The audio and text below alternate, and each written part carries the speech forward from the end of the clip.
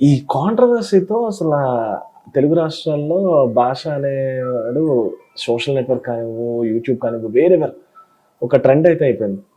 అసలు ఎందుకు అంత మీరు స్టాండ్ ఎందుకు తీసుకున్నారు? రాజ్ తరుణ్ గారికి అంత స్టాండ్ ఎందుకు తీసుకోవాలి? అసలు రాజ్ తరుణ్ గారి స్టాండ్ అనేది అందరూ ఒక రకంగా ఆలోచిస్తున్నారు. నేననేది అగెనెస్ట్ ఈవిడ ఎవరైతే తప్పుడు కేసులు పెడుతుందో, నాకు అది వాళ్ళ అలాంటి పనులు చేస్తే సర్రమని రక్తం మరుగుతుంది ఎవరైనా సరే. అంతకుముందు ఇలాంటి 2-3 డీల్ చేశాను నేను. సో అంటే కళ్ళ ముందు కనబడుతున్నా కూడా వాళ్ళు అబద్ధాలు చెప్పి బొంకి వాళ్ళకు ఉన్న రైట్స్ని మిస్యూజ్ చేసి, అంటే భారత ప్రభుత్వం మరి మహిళలు వీకర్ సెక్షన్ వాళ్ళకి పాపం ఇబ్బందులు పడతారని చెప్పి వాళ్ళ కోసం చట్టాలు చేస్తే ఇవి వాడుకొని మనం సంపాదించవచ్చు అని చెప్పి అదొక, ఇంకా వాళ్ళు ఏ పని చేయరు, ఇదే పని చేస్తారు. నాకు అలాంటి వాళ్ళని చూస్తే మండిపోతుంది. దేవుడు కాళ్ళు చేతులు ఇచ్చాడు, చదువుకున్నావు, పని చేసుకొని బతకచ్చు కదా. ఏం బ్లాక్మెయిల్ కేసులు పెడతానని చెప్పి బెదిరించి ఇలాంటి వాళ్ళు ఉన్నారు. లిటరల్ ఇలాంటి వాళ్ళు, వాళ్ళకి ఎగనెస్ట్గానే నా ఉద్యమం, దాంట్లో బెనిఫిట్ అయింది రాజ్ తరుణ్, అంతే. రాజ్ తరుణ్ కోసం నేను చేసింది ఏం లేదు.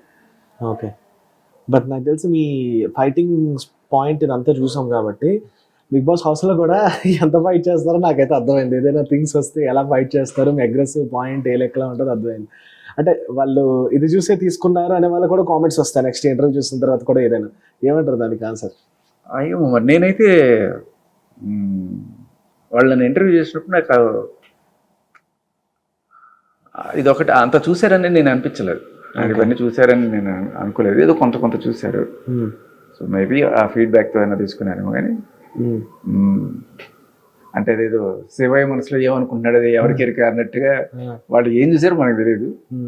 బట్ ఆ టైంలో మరి వాళ్ళు నాకంత దీనివల్ల అన్నట్టుగా నాకేం చెప్పలేదు. ఎందుకంటే ఇప్పుడు ఈ రాజ్ తరుణ్ గారు ఈవిడ విషయంలోనే ఎంత ఎక్స్ప్రెస్ అయింది. ఇంకా ముందు ఎప్పుడు ఇలాంటివి జరగలేదా? ఎప్పుడు మీరు రావాలనుకోలేదా? అంత నేను వచ్చాను కానీ మీకు తెలియదు అంతే. బేసికల్లీ రాజ్ తరుణ్ కాబట్టి ఇవాళ తెలిసింది.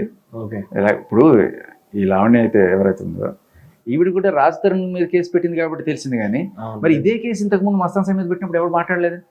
ఎందుకంటే అక్కడ సెలబ్రిటీ క్వశ్చన్ లేదు కాబట్టి పెద్ద న్యూస్ అవ్వాల. రాజ్ తరుణ్ సెలబ్రిటీ కాబట్టి న్యూస్ అయింది అంతే.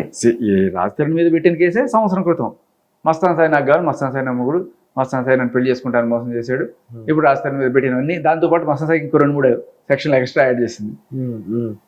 రేపు, అటెంప్ట్ మర్డర్ ఇవన్నీ కూడా పెట్టింది.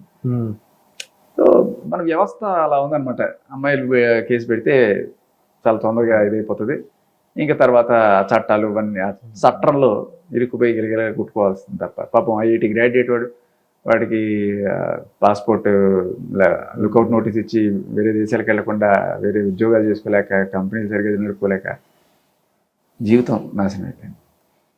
నాకు 10 కోట్లు ఇస్తేగా అని మొదలెట్టి 2 కోట్లకి ఏదో సెటిల్ చేసుకోమని ఇలా బేరాలు ఆడుకుంటూ చేసుకుంటూ, అంటే అదే అంటున్నా. అప్పుడు చదువుకున్నావు, కాళ్ళు చేతులు సరిపోయినాయి, ఆత్మగౌరవంగా పని చేసుకొని బతకలేవా?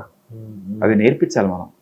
ఎంతసేపు ఏదో కేసులు పెట్టుకొని సెటిల్ చేసుకున్నాం. చాలామంది ఇప్పటికీ కూడా లేడీస్, కొంతమంది చదువుకున్న వాళ్ళు కూడా ఏదో మొగుడి మీద మెయింటెనెన్స్ క్లెయిమ్ చేయడం చేయొచ్చు. మొన్న విచిత్రంగా ఒక లేడీ ఎవరో క్లెయిమ్ చేసి 6 లక్షలు కావాలంటే ఆవిడకి నెలకు మెయింటెనెన్స్. అవును, చూసాం, చాలా ట్రెండ్ అయింది. ఆ జడ్జి అయితే తిట్టారు, 6 లక్షలు దేనికి మెయింటెనెన్స్ అని. ఇంకొక ఆవిడ 8 మంది మీద 498 కేసులు పెట్టింది. అంటే పెట్టడం, సెటిల్ చేసుకోవడం, మళ్ళీ ఇంకొని చేసుకోవడం, వాడి మీద పెట్టడం, మళ్ళీ ఇంకొని చేసుకోవడం, పెట్టడం, ఇదే పని. ఇదొక ఉద్యోగం అయిపోయింది వాళ్ళకి. ఇది చాలా గట్టి కొట్టాలి మనం, లేకపోతే పెళ్ళైందే లేదు ఇంకా జాగ్రత్త. ఇంకా యాక్చువల్ నెక్స్ట్ క్వశ్చన్, ఓకే, ఇంత వచ్చినప్పుడు మ్యారేజ్ అయింది కదా మీకు?